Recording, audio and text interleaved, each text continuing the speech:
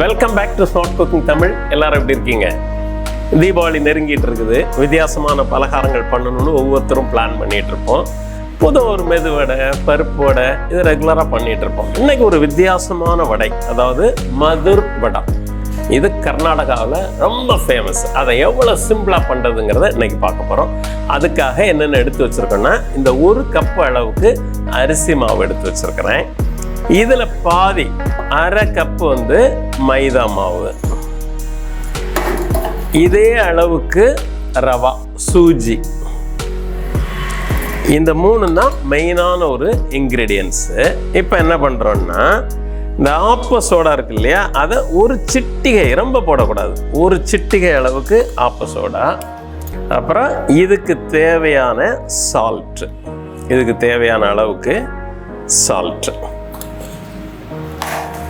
இப்போ இதில் ஒரு சூடான எண்ணெய் சூடு பண்ணி வச்சுருக்கிறேன். அப்படி ஒரு 2 ஸ்பூன் சூடான எண்ணெய் போட்டுட்டு இதை மிக்ஸ் பண்ணுறோம்.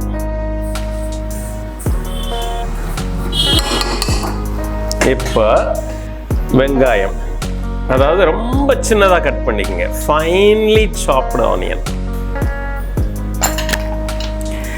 சின்னதாக நறுக்கி வச்ச இஞ்சி,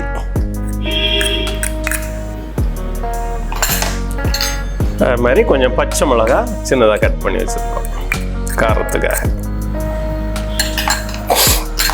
இப்போ கருவேப்பிலை,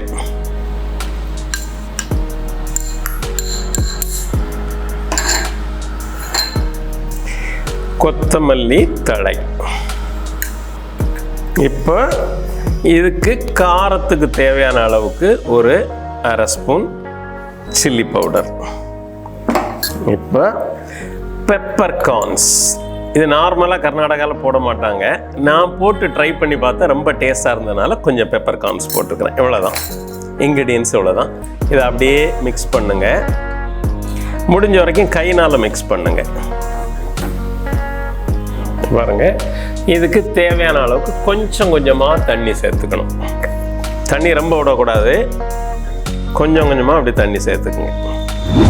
இப்போ பாருங்க, இந்த பக்குவத்துக்கு அப்படி, ஏன்னா தண்ணி அதிகமாகிடக்கூடாது, கம்மியாகவும் இருக்கக்கூடாது. கொண்டு வந்துட்டு லேசாக என்ன பண்ணலான்னா, அப்படி எண்ணெயை அப்படி லைட்டாக தடவி வச்சிட்டிங்கன்னா அது ட்ரை ஆகாமல் இருக்கும்.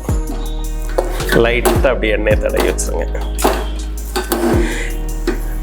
இதை ஒரு 15 மினிட்ஸ் நமக்கு ஊற வச்சுட்டு அடுத்த ப்ராசஸ் போயிடலாம். ஓகே, இப்போ பாருங்கள், இந்த மாவுல இருந்து நீங்கள் கொஞ்சம் கொஞ்சமாக எடுத்துங்க. இந்த மாவு ரெடி, அவ்வளோதான். உருட்டி எடுத்துக்குங்க. பாருங்கள், இந்த மாதிரி உருட்டி வச்சுக்குங்க. வச்சுட்டு அப்படி கையினால் ஒரு அழுத்துங்க.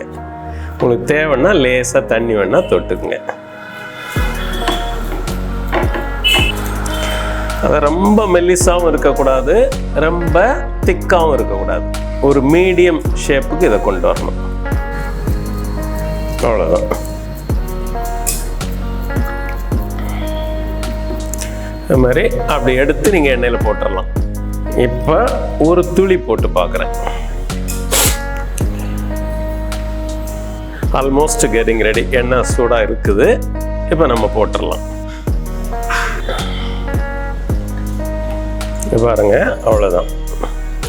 போட்டுருங்க எண்ணெயில்.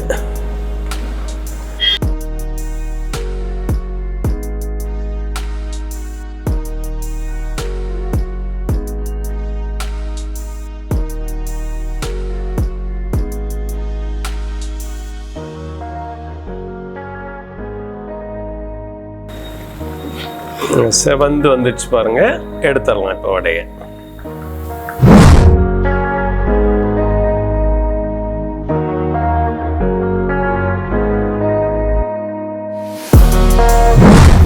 அற்புதமான சுவையில் ஒரு மதுர் வடை இதுக்கு அந்த கோகனட் சட்னி வந்து பெஸ்ட்டு காம்பினேஷன். கட்டி சட்னி வச்சு சாப்பிட்டோம்னா சான்ஸே கிடையாது. அவ்வளோ பியூட்டிஃபுல்லாக இருக்கும், அவ்வளோ அருமையான ஒரு டேஸ்ட்டு.